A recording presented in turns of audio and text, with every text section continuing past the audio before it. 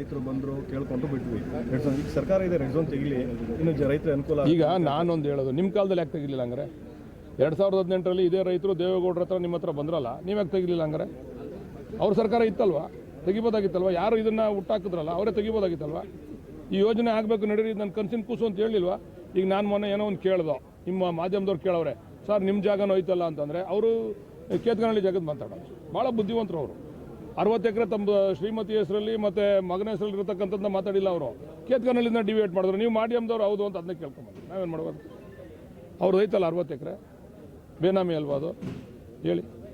ಸುಮ್ಮನೆ ಬೇರೆಯವ್ರಿಗೆ ನೋಡ್ರಿ, ನಾವೆಲ್ಲ ಗಾಜಿನ ಮನೇಲಿ ಕೂತ್ಕೊಂಡವ್ರು ಎಲ್ಲರೂ ಎಲ್ಲ ಕಲ್ಲು ಹೊಡಿಯೋದು ಬೇಡ. ಯಾರು ಸತ್ಯ ಹರಿಶ್ಚಂದ್ರರು ಅಂತ ಹೇಳಿ ಅದೇ ತಟ್ಕೊಳ್ಳೋದು ಬೇಡ. ನಮ್ಮ ಲೀಡ್ರ್ ಹೇಳವ್ರೆ, ನಾನು ರಿಯಲ್ ಎಸ್ಟೇಟು ಮಾಡಿದ್ದೀನಿ, ನಾನು ಬಿಸ್ನೆಸ್ಸು ಮಾಡಿದ್ದೀನಿ, ಎಲ್ಲ ಮಾಡಿದ್ದೀನಿ ಅಂತ ಪ್ರಾಮಾಣಿಕವಾಗಿ ಅವರು ಒಪ್ಕೊಳ್ಳೋಕೆ ಹೇಳ್ರಿ.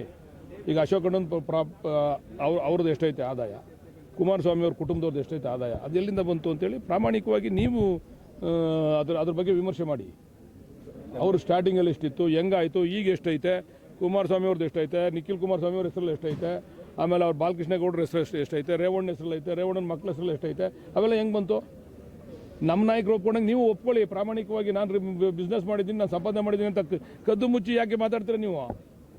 ನಾಟಕ ಆಡೋದು ಬೇಡ ರೀ ಯಾರು. ಅಶೋಕ್ ಅಣ್ಣ ಹೆಸರು ಪ್ರಾಪರ್ಟಿ ಐತಲ್ಲ, ಅದು ಕೋಟ್ಯಾಂತರ ರೂಪಾಯಿ ಪ್ರಾಪರ್ಟಿ ಹೆಂಗೆ ಬರ್ತದು ಹೇಳಿ? ಅವ್ರು ಮಂತ್ರಿ ಆದಮೇಲೆ ಬಂದಿರೋದು, ಮಂತ್ರಿ ಆಯ್ಕೆನ ಮುಂಚೆ ಎಲ್ಲ ಬಂದಿರೋದು. ಎಲ್ಲಿ ಬಂತು ಅದೆಲ್ಲ? ರಾಜಕೀಯಕ್ಕೆ ಬರೋಕ್ಕಿಂತ ಮುಂಚೆ ಇದನ್ನು ಜಮೀನು ತೊಗೊಂಡಿದ್ದು ಡಿ ಕೆ ಶಿವಕುಮಾರ್ ಅವರು. ಸ್ಟಾರ್ಟಿಂಗಲ್ಲಿ 3 ಎಕರೆ ಇತ್ತು, ಈಗ 1400 ಕೋಟಿ ಆಗಿದೆ. 2018 ಹೌದ್ರಿ, 3 ಎಕರೆಯಿಂದನೇ 1400 ಕೋಟಿ ಆಗೋದು. ನೀನು ಹೇಗಾಗಿ 1400 ಕೋಟಿ ಆಗೋದು ಅಂತ ಮಾಡೋರು. ಅವ್ರು ಹೇಳೋರಲ್ಲ, ನಾನು ಬಿಸ್ನೆಸ್ ಮಾಡಿದ್ದೀನಿ. ಆಮೇಲೆ ಅವರು ಮೊದಲಿಂದನೂ ಕೂಡ ಬಿಸ್ನೆಸ್ ಮಾಡ್ತಾವ್ರೆ. ಆಮೇಲೆ ಇವ್ರಂಗೆ ಸುಳ್ಳು ಹೇಳೋದಿಲ್ಲ ಅವರು. ಡಿ ಕೆ ಶಿವಕುಮಾರ್ ಅವರು ಸತ್ಯ ಹೇಳ್ತಾರೆ, ನಾನು ಬಿಸ್ನೆಸ್ ಮಾಡಿದ್ದೀನಪ್ಪ, ನಾನು ಸಂಪಾದನೆ ಮಾಡಿದ್ದೀನಿ, ನಾನು ಪ್ರಾಫಿಟ್ ಬಂದಿದೆ, ನಾನು ಹಾಕಿದ್ದೀನಿ, ನನ್ನ ಆದಾಯ ನೋಡ್ರಿ. ಈ ದೇಶದಲ್ಲಿ ಇರ್ತಕ್ಕಂಥ ಎಲ್ಲ ಇಲಾಖೆನೂ ತನಿಖೆ ಮಾಡಿಬಿಟ್ರಲ್ರಿ ಇವ್ರನ್ನ. ಇವ್ರು ತನಿಖೆಗೆ ಒಪ್ಕೋತಾರ ಕೇಳ್ರಿ. ಅಶೋಕಣ್ಣನೂ ಇವರು ಈ ದೇಶದಲ್ಲಿ ಯಾವ್ಯಾವ ತನಿಖಾ ಸಂಸ್ಥೆಗಳವೆ ಎಲ್ಲ ಡಿ ಕೆ ಶಿವಕುಮಾರ್ ಅವ್ರನ್ನ ತನಿಖೆ ಮಾಡಿಬಿಟ್ರು, ಏನೂ ಸಿಗಲಿಲ್ಲ ಅಲ್ಲಿ. ನೀವು ಆಗ್ರಹ ಮಾಡ್ತಿದ್ದೀರಿ ಸರ್? ನಾವು ಆಗ್ರಹ ಮಾಡ್ತಿದ್ದೀವಿ, ಅವ್ರು ಸ್ವಯಂ ಪ್ರೇರಿತವಾಗಿ ತನಿಖೆ ಮಾಡಲಿ ಅಂತೇಳಿ. ಅಶೋಕಣ್ಣ ಇರ್ಬೋದು, ಕುಮಾರಸ್ವಾಮಿ ಅವರು ಇರ್ಬೋದು, ಅವ್ರ ಕುಟುಂಬದ ಆಸ್ತಿ ಎಲ್ಲ ತನಿಖೆ ಆಗಲಿ, ಎಲ್ಲಿಂದ ಬಂತು ಅಂತೇಳಿ ಸ್ವಯಂ ಪ್ರೇರಿತವಾಗಿ ಅವ್ರು ಏನಾರು ಕೊಡ್ತಾರ ಕೇಳಿ. ಬರ್ಕೊಡ್ಬೇಕು ಒಂದು ಲೆಟರ್ನ ಅವರು. ನಮ್ಮದೆಲ್ಲ ತನಿಖೆ ಮಾಡಿ, ಎಲ್ಲಿಂದ ಮೂಲ ಎಲ್ಲ ತನಿಖೆ ಮಾಡಿದ್ದು ಬರ್ಕೊಡ್ತಾರೆ ಕೇಳಿ. ನಮ್ಮದನ್ನ ತನಿಖೆ ಮಾಡಿಸಿದ್ರಿ, ನೀವೇ ಲೆಟರ್ಗಳು ಬರೆದ್ರಿ, ನೀವೇ ಪ್ರಧಾನಮಂತ್ರಿಗೆ ಲೆಟರ್ ಬರೆದ್ರಿ, ನಮ್ಮನ್ನು ಜೈಲಿಗೆ ಹಾಕ್ಸ್ಬೇಕು ಅಂತ ಮಾಡಿದ್ರಿ. ಎಲ್ಲ ಕೇಸ್ ಯಾರು ಮಾತಾಡ್ತಾರೋ ಅವರು ಎಲ್ಲ ಕೇಸ್ ವಜಾ ಆದ್ವಲ್ಲ. ಸುಪ್ರೀಂ ಕೋರ್ಟಲ್ಲಿ ವಜಾ ಆಯ್ತಲ್ಲ ಕೇಸ್. ಇವ್ರನ್ನ ಒಳಗಡೆ ಹಾಕ್ಸಿದ್ರು, ಒಳಗಡೆ ಹೋಗಿದ್ರಲ್ಲ, ಆ ಕೇಸ್ ವಜಾ ಆಯ್ತಲ್ವಾ? ಅಂದರೆ ಡಿ ಕೆ ಶಿವಕುಮಾರ್ ಅವರು ಒಳಗೋದಕ್ಕೆ ಪತ್ರ ಬರೆದಿಲ್ಲ? ಖಂಡಿತ ಪತ್ರಗಳು ಬರೆದವ್ರೆ, ಹೇಳವ್ರೆ, ಒತ್ತಡ ಹಾಕವ್ರೆ. ಇವರು BJP ಅವ್ರ ಜೊತೆ ಸೇರ್ಕೊಂಡಿರೋದೇ ನಮಗೆ ತೊಂದರೆ ಕೊಡೋಕ್ಕೆ. ಯಾರು ಸರ್? ಜನತಾದಳದವರು. ಯಾರು ಸರ್ ಅಂದರೆ ನಮಗೆ ತೊಂದರೆ ಕೊಡೋಕ್ಕೆ ಪತ್ರ ಬರೆದಿದ್ರು ಅಂತ. ಪತ್ರ ಬರೆದವ್ರೆ, ಅವೆಲ್ಲ ಸಮಯ ಬಂದಾಗ ಹೇಳ್ತೀವಿ. ಯಾರ್ಯಾರಿಗೆ ಫೋನ್ ಮಾಡಿ ಹೇಳಬೇಕು, ಏನು ಬಲಿ ಹೊಡಿಬೇಕು, ಹೆಂಗೆ ಬಲಿ ಹೊಡಿಬೇಕು, ಅದೆಲ್ಲ ಹೇಳವ್ರೆ. ಅವೆಲ್ಲ ಸಮಯ ಬಂದಾಗ ನಾವು ಕೂಡ ಹೇಳ್ತೀವಿ. ನಾವು ಹೇಳ್ತಕ್ಕಂಥದ್ದು ಏನಂದರೆ, ಯಾಕೆ ಸರ್ ಡಿ ಕೆ ಶಿವಕುಮಾರ್ ಈ ರೀತಿ ಟಾರ್ಗೆಟ್? ಸರ್, ಒಬ್ಬ ಒಕ್ಕಲಿಗ ಜನಾಂಗದ ನಾಯಕ ಇನ್ಯಾರು ಕೂಡ ಮುಖ್ಯಮಂತ್ರಿ ಆಗಲ್ಲ ಅಂತಕ್ಕಂಥದ್ದನ್ನು ಅವ್ರ ಮನಸ್ಸಿನಲ್ಲಿತ್ತು. ಯಾರು? ಕುಮಾರಸ್ವಾಮಿ ಅವ್ರ ಮನಸ್ಸಿನಲ್ಲಿ. ಕಾಂಗ್ರೆಸ್ನಲ್ಲಿ ಯಾವುದೇ ಕಾರಣಕ್ಕೂ ಅವಕಾಶ ಸಿಗಬಾರ್ದು ಅಂತಕ್ಕಂಥ ಪ್ರಯತ್ನನೂ ಕೂಡ ನಡೆದವೆ. ಇವರಿಗೆ ಸಿಗಬಾರ್ದು ಡಿ ಕೆ ಶಿವಕುಮಾರ್ ಅವ್ರಿಗೆ ಅಂತಕ್ಕಂಥ ಪ್ರಯತ್ನ ಅವ್ರು ಯಾರ ಹತ್ರ ಮಾತಾಡ್ಕೊಂಡವ್ರೆ ಅಂತೇಳಿ ಅವ್ರ ಆತ್ಮ ಮುಟ್ಟಿ ಹೇಳ್ಕೊಳ್ಳಿ. ಸಿಕ್ಬಿಡ್ತಲ್ಲ ಈಗ ನಾಯಕತ್ವದಲ್ಲಿ. ಈಗ ನಮ್ಮ ಕಮ್ಯುನಿಟಿನಲ್ಲಿ ಬೇಕೋ ಬೇಡವೋ ಎರಡನೇ ನಾಯಕತ್ವ ಪ್ರಬಲವಾಗಿ ಬೆಳೀತಾ ಇದೆ. ಈಗ ಇದನ್ನು ಏನಾರು ನಾನು ಮುಟುಕು ಮಾಡಬೇಕು. ಈಗ ಅವ್ರು ಮುಖ್ಯಮಂತ್ರಿ ಆಗಿನ ಮುಂಚೆ ಈ ಹೋರಾಟ ಎಲ್ಲೋಗಿತ್ತು, ಪಾದಯಾತ್ರೆ ಎಲ್ಲೋಗಿತ್ತು? ನಿಖಿಲ್ ಕುಮಾರಸ್ವಾಮಿ ಅವ್ರು ಯಾಕೆ ಬಂದಿರಲಿಲ್ಲ? ದಳದವ್ರು ಯಾಕೆ ಬಂದಿರಲಿಲ್ಲ? ಈಗ ಯಾಕೆ ಬಂದುಬಿಟ್ರು?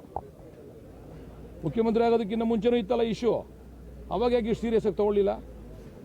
ಮುಖ್ಯಮಂತ್ರಿ ಆದಮೇಲೆ ಯಾಕೆ ಇಷ್ಟೊಂದು ಎದ್ಬಿಟ್ರಿ ನೀವೆಲ್ಲರೂ? ಅದಕ್ಕೆ ಮುಂಚೆನೇ ಮಾಡ್ಬೋದಾಗಿತ್ತಲ್ಲ, ಅವತ್ತಿಂದನೇ ಮಾಡ್ಬೋದಾಗಿತ್ತಲ್ಲ. ಸರ್ಕಾರ ಮಾಡಿತ್ತಲ್ಲ, ಸರ್ಕಾರದ ಇದು ಮಾಡಿದಾಗ ಇವರೇ ಬಂದು ಹೋರಾಟ ಮಾಡ್ಬೋದಾಗಿತ್ತು. ಇವತ್ತೇನು ಹೋರಾಟ ಮಾಡ್ತಾವ್ರಲ್ಲ, ಏನು ನಿರಂತರವಾಗಿ ಹೋರಾಟ ಮಾಡ್ತಾವ್ರೆ. ಏನು ನಿಖಿಲ್ ಕುಮಾರಸ್ವಾಮಿನ 2 ಸರಿ ಕಳಿಸ್ಬಿಟ್ರು ಅಲ್ಲಿಗೆ. ಅವಾಗ ಎಷ್ಟು ಸರಿ ಬಂದಿದ್ರು ಮುಂಚೆ? ಇದಾಗಿ 8 ತಿಂಗಳಾಯ್ತಲ್ಲ ಸರ್, ಅದು ಎಷ್ಟು ಸರಿ ಬಂದಿದ್ರು?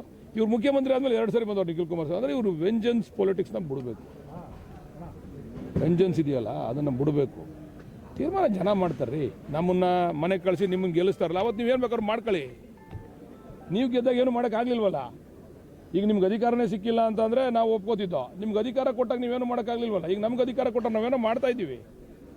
ಜನ ಆಮೇಲೆ ತೀರ್ಮಾನ ಮಾಡ್ತಾರೆ. ಸರಿ, ರಾಜಕೀಯನ ಹೊರತುಪಡಿಸ್ತಾರೆ ರೈತರಲ್ಲಿ ಪ್ರತಿಭಟನೆ ಮಾಡ್ತೀವಿ ಅಂತ ಕೆಲವೊಂದಿಷ್ಟು ರೈತರು ತಟಸ್ತಾ ಇದ್ದಾರೆ. ಅವ್ರು ಇಷ್ಟ ಬಂದರೆ ಗೊತ್ತಾಗ್ತದೆ. ಆ ರೈತರನ್ನ ಹಿಂಗೆ ಮನವೊಲಿಸ್ತೀರಿ ಹೇಗೆ ಸರ್? ಇಲ್ಲ, ಅವ್ರನ್ನೂ ಕೂಡ ಮನವೊಲಿಸ್ತೀವಿ, ಮಾತಾಡ್ತೀವಿ ಎಲ್ಲರ ಹತ್ರ. ನೋಡಿ, ಈಗ ಒಂದು ಅಭಿವೃದ್ಧಿ ವಿಚಾರ ಬಂದಾಗ ಪರ ವಿರೋಧಗಳು ಇದ್ದಿದ್ದೆ ಎಲ್ಲ ಕಡೆ, ಏನು ಇಲ್ಲೇ ಅಂತಲ್ಲ, ಯಾವ ಮೂಲೆಯಲ್ಲಿ ಹೋದರೂ ನೀವು ವ್ಯವಸಾಯದ ವಿಚಾರ ಬಂದಾಗ ನಿಜವಾಗ್ಲೂ ಕೂಡ ರೈತರಿಗೆ ತೊಂದರೆ ಆಗ್ತಕ್ಕಂಥದ್ದು ಅನ್ಯಾಯ ಆಗ್ತದೆ, ನಾವು ಒಪ್ತೀವಿ. ಆದರೆ ಅನಿವಾರ್ಯ ಬೇಕೇ ಬೇಕಲ್ಲ, ಬೆಂಗಳೂರು ಬೆಳೀತಾ ಇದೆ. ಅಶೋಕ್ ಅವ್ರು ಮಾತಾಡ್ತಾರೆ ಇದರಲ್ಲಿ ಅಸೆಂಬ್ಲಿನಲ್ಲಿ, ಇನ್ನು ಮುಂದೆ ಬೆಂಗಳೂರನ್ನ ಜಾಸ್ತಿ ಇಲ್ಲಿ ಏನು ಮಾಡೋಕ್ಕೆ ಬಿಡಬೇಡ್ರಿ, ಹೊರಗಡೆ ಹೋಗಿ ನೀವು ಸುತ್ತ ಟೌನ್ಶಿಪ್ಗಳು ಮಾಡಿ ಅಂತ ಅಶೋಕಣ್ಣ ಮಾತಾಡೋ ಕ್ಲಿಪ್ಪಿಂಗ್ಸ್ ಕೊಡಲ್ಲ ನಿಮಗೆ? ಇನ್ನು ಆಯ್ತಪ್ಪ, ಅಶೋಕಣ್ಣ ಡೈರೆಕ್ಟ್ ಮಾಡಲಿ ಟೌನ್ಶಿಪ್ ಹೆಂಗೆ ಮಾಡ್ಬೇಕು. ಇಲ್ಲಿ ತೋರಿಸ್ತಾರಲ್ಲ ಮರ ಬೆಳೆದ್ಬಿಟ್ಟೈತೆ, ಅದು ಬೆಳೆದ್ಬಿಟ್ಟೈತೆ ಅಂತ. ಈ ಮರ ಬೆಳೆದಿರೋದೇ ರೆಡ್ ಝೋನಿಂದ. ಇವತ್ತು ನೀವು ಬನ್ಕುಪ್ಪೆ ಪಂಚಾಯತಿನ ಸರ್ವೆ ಮಾಡಿ, ನಮ್ಮ ಹೋಬಳಿನಲ್ಲಿ ಎಲ್ಲ ಕಡೆ ಲೇಔಟ್ ಆಯ್ತಾ ಇದೆ. ನೀವು ಮಂಚಂಗನಹಳ್ಳಿ ಪಂಚಾಯತಿ ಸರ್ವೆ ಮಾಡಿ ಲೇಔಟ್ಗಳು ಆಯ್ತಾ ಇದೆ. ಪಕ್ಕದಲ್ಲಿ ಗೋಪಳ್ಳಿ ಪಂಚಾಯತಿ ಸರ್ವೆ ಮಾಡಿ ಲೇಔಟ್ಗಳು ಮಾಡ್ತಾ ಇದ್ದಾರೆ. ಇದು ಯಾಕೆ ಉಳ್ಕೊಂಡೈತೆ ಅಂತಂದರೆ, ಇದು ಬರೀ ರೆಡ್ ಝೋನ್ ಮಾಡಿದ್ಕೆ ಕುಮಾರಸ್ವಾಮಿ ಅವರು ಅವತ್ತಿಂದ ಇದು ಯಾರು ಕೂಡ ಲೇಔಟ್ ಮಾಡಲಿಕ್ಕೆ ಇನ್ನೊಂದಕ್ಕೆ ಅವಕಾಶ ಇಲ್ಲ, ಕನ್ವರ್ಷನ್ಗೆ ಅವಕಾಶ ಇಲ್ಲ ಅಂತೇಳಿ ಉಳ್ಕೊಂಡೈತೆ ಅಷ್ಟೇ. ಇದು ಈಗ ಅಷ್ಟೊಂದು ಜನ ರೈತರು, ಇದು ಮೊದಲೇ ಎಲ್ಲೋ ಝೋನ್ ಇದ್ದಿದ್ರೆ ಇಷ್ಟೊತ್ತಿಗೆ ಇದು ಮುಗ್ದೋಗಿರೋದು. ಇಲ್ಲೂ ಯಾವ ತೋಟನೂ ಇರ್ತಿರ್ಲಿಲ್ಲ, ಯಾವ ಇದು ಇರ್ತಿರಲಿಲ್ಲ. ಇಲ್ಲವೇ ಬೇರೆಯವ್ರು ಬರೋರು ರಿಯಲ್ ಎಸ್ಟೇಟ್ನವರು ತೊಗೊಂಡು ಮಾಡೋರು. ಅದೇ ಕೆಲಸ ನಾವು ಸರ್ಕಾರ ಮಾಡ್ತಾಯಿದ್ದೀವಿ. ಉದ್ದೇಶ ಏನು ಅಂತಂದರೆ ಟೌನ್ಶಿಪ್ಗಳಾಗಬೇಕು ಅಂತ. ಕುಮಾರಸ್ವಾಮಿ ಅವರ ಪರಿಕಲ್ಪನೆ ಏನಿತ್ತು ಅದಕ್ಕೆ ಅನುಷ್ಠಾನ ಮಾಡ್ತಾಯಿದ್ದೀವಿ ಅಷ್ಟೇ ನಾವು. Okay, thank you. Thank you.